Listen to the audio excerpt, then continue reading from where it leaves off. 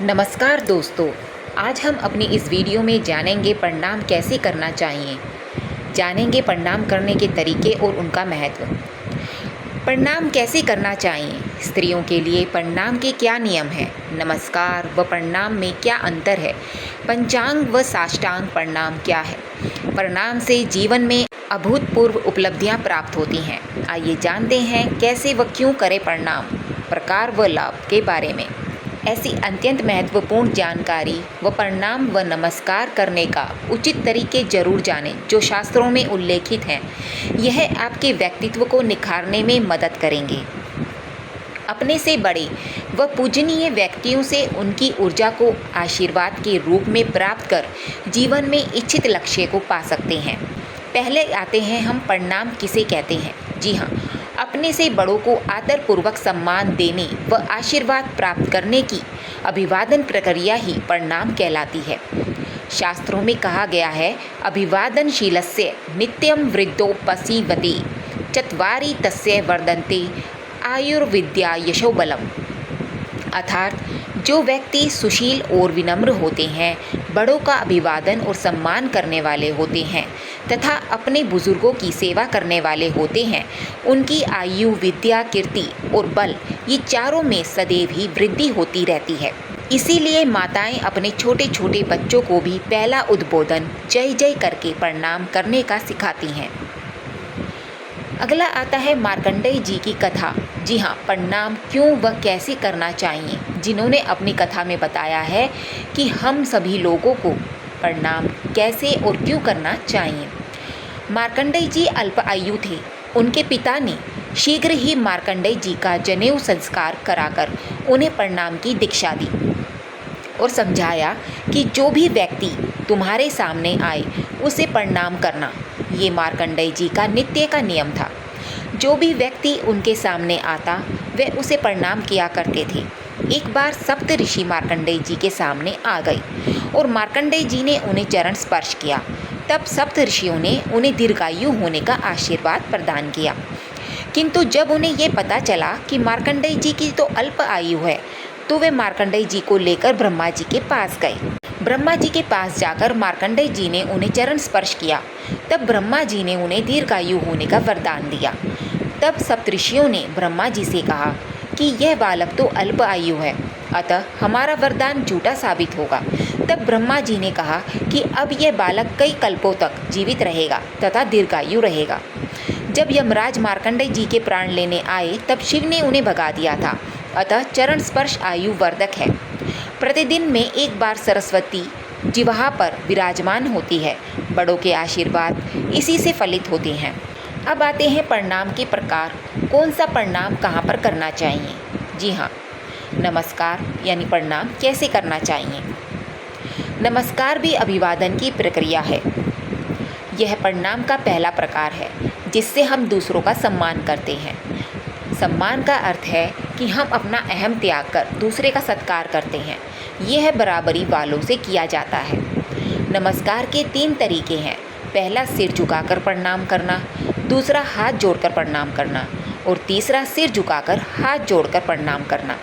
ऐसा करने से हमारे अंदर विनम्रता का भाव आता है तथा इस तरह अहम त्याग से मनोविकारों से मुक्ति मिलती है और अहंकार दूर होता है। अब आते हैं पंचांग प्रणाम कैसे करना चाहिए।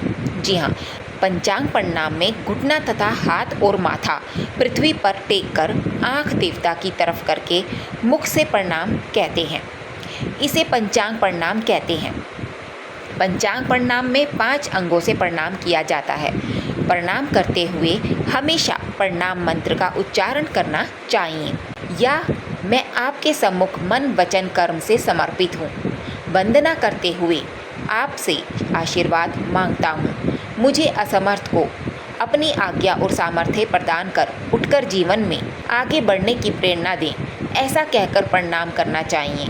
वाणी द्वारा मंत्रोच्चार के साथ प्रणाम किया जाना चाहिए। अब आते हैं दंडवत साष्टांग प्रणाम कैसे करना चाहिए। साष्टांग प्रणाम को अष्टांग प्रणाम या दंडवत प्रणाम भी कहा जाता है, जिसमें 8 अंगों से प्रणाम किया जाता है। पदभ्याम करभ्याम जानुभयामुर्सा शीर्षतथा मनसा वचसा दृष्टया प्रणामो अष्टांग मुच्यते। पेट का स्पर्श धरती पर ना करें। दोनों पैर, दोनों हाथ, वक्षस्थल, आंखें, मन तथा वाक शक्ति से सीधा जमीन पर लेट करके एक दंड की भांति अर्थात लकड़ी की भांति अपने पूरे शरीर को धरती में लेट कर जो प्रणाम किया जाता है उसे साष्टांग प्रणाम कहते हैं। साष्टांग प्रणाम करते समय हमेशा कमर के ऊपर के वस्त्र, उत्तरीय वस्त्र उतार कर ही प्रणाम करना चाहिए।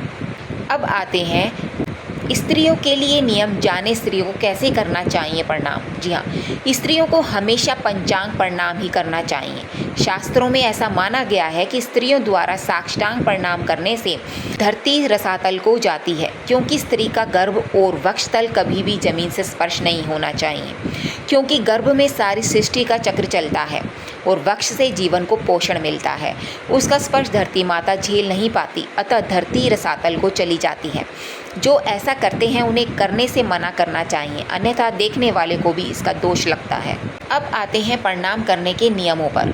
मंदिर में ठाकुर जी को बाएं रखकर प्रणाम करना चाहिए। प्रत्येक व्यक्ति को हमेशा पंचांग प्रणाम करना चाहिए। गुरुदेव को सामने से प्रणाम करना चाहिए।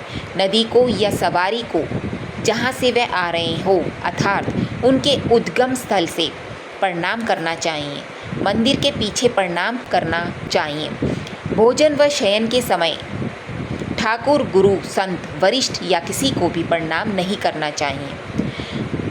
भगवान के सामने किसी अन्य को पहले प्रणाम नहीं करना चाहिए, इससे विग्रह का अपमान होता है।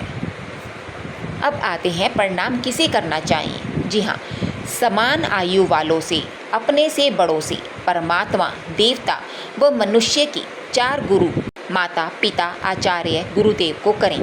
प्रणाम हमेशा उन्हीं को करना चाहिए जिनके आचरण अच्छे हों। एक हाथ से किया गया प्रणाम व ली गई आरती पूर्वकृत पुण्यों का नाश करते हैं। बाएं तरफ से प्रणाम पूर्वकृत्य पुण्य का नाश करता है। भगवान को अष्टांग व माता को पंचांग प्रणाम करते समय भगवान को अपने वाम अंग में रखकर प्रणाम करना चाहिए। अब तक आप जान चुके हैं कि प्रणाम कैसे करना चाहिए। अब आते हैं प्रणाम यानी नमस्कार कैसे करना चाहिए। नमस्कार करते समय हाथों को जोड़ते समय अंगुलियां ढीली रखें। अंगुलियों के बीच में अंतर ना रखें। हाथों की उंगलियों को अंगूठों से दूर रखें। हथेलियों को एक दूसरे से ना सटाएं, उनके बीच में रिक्त स्थान छोड़ें। मंदिर में प्रणाम करते समय दोनों हथेलियों को छाती के समक्ष एक दूसरे से जोड़कर पीठ को आगे की ओर झुकाएं। सिर झुकाकर बाहों के मध्य दोनों हाथों के अंगूठे से छुएं। मन को देवता के चरणों में एकाग्र करने का प्रयास करें। फिर हाथ सीधे नीचे ना लाकर नम्रतापूर्वक छाती के मध्य भाग को कलाइयों से स्पर्श कर हाथ नीचे लाना चाहिए। अब आते हैं प्रणाम करने के लाभों पर। मनुष्य के सिर को उत्तरी ध्रुव और पैरों को दक्षिणी ध्रुव माना जाता है। हमारे शरीर की गुरुत्व ऊर्जा या चुंबकीय ऊर्जा हमेशा उत्तरी ध्रुव से दक्षिण ध्रुव की ओर प्रवाहित होकर अपना चक्कर पूरा करती है तथा दक्षिणी ध्रुव अर्थात पैरों में असीमित ऊर्जा एकत्रित हो जाती है। पैर ऊर्जा का केंद्र हो जाते हैं। पैरों का हाथों से स्पर्श कर उस असीमित ऊर्जा को ग्रहण करने को ही चरण स्पर्श कहते हैं। पैर के अंगूठे से शक्ति का संचार होता है।